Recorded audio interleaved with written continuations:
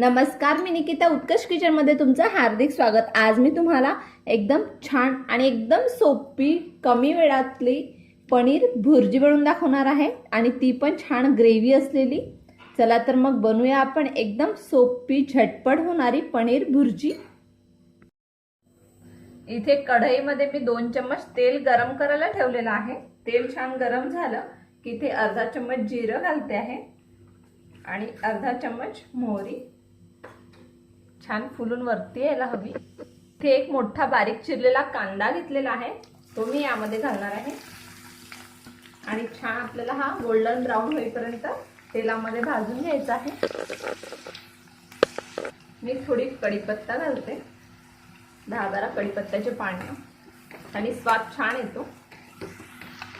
त्यानंतर यामध्ये मी आलं लसूणची पेस्ट घालते, 1 छोटा चम्मच। ही पण यामध्ये आपण छान अशी फ्राय करून घेऊया 2 ते 3 मिनिट। त्यानंतर यामध्ये आपण सुके मसाले ऐड करणार आहोत। 1 चम्मच मी लाल मिरची पावडर घालते, अर्धा चम्मच हळद, गरम मसाला 1 चम्मच, जिरे पावडर 1 चम्मच आणि चवीनुसार मीठ। हे आपण छान 2 मिनिट परतून घेऊया तेलामध्ये। छान परतून झाल्यानंतर मी 2 मीडियम साइजचे टोमॅटो इथे घालणार आहे। 2 छोट्या साइजचे टोमॅटो होते माझ्याकडे, तुम्ही 1 मोठं घातलं तरीही चालेल। आणि हे टोमॅटो यामध्ये छान आपण शिजवून घेणार आहे, एक 3 ते 4 मिनिट मंद आचेवर झाकण ठेवून शिजवून घ्यायचं।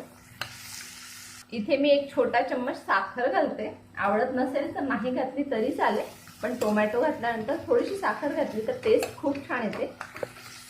इथे तुम्ही बघू शकता छान आपले मसाले शिजलेले आहे, तेल सुटलेलं आहे, टोमॅटो पण छान शिजलेले आहे। यामध्ये आपण पनीर घालूया। इथे 200 ग्राम पनीर मी हाताने असं कुस्करून घेतलेलं आहे, ते घालूया आणि छान मिक्स करून देऊया। तुम्हाला जर सुकी पनीरची भुर्जी लागत असेल तर तुम्ही अशीच खाऊ शकता।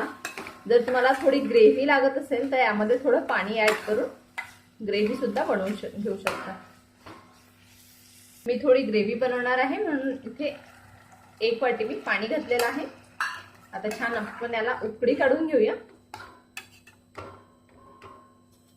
ते छान भाजीला उकळी आलेली आहे, वरून थोडी कोथिंबीर घालते आणि मिक्स करून देते। इथे आपली छान अशी ग्रेव्ही असलेली भुर्जी तयार आहे। खायला खूप टेस्टी लागते, नक्की एकदा बनवून बघा। इथे मी गॅस बंद करते आणि सर्व करते।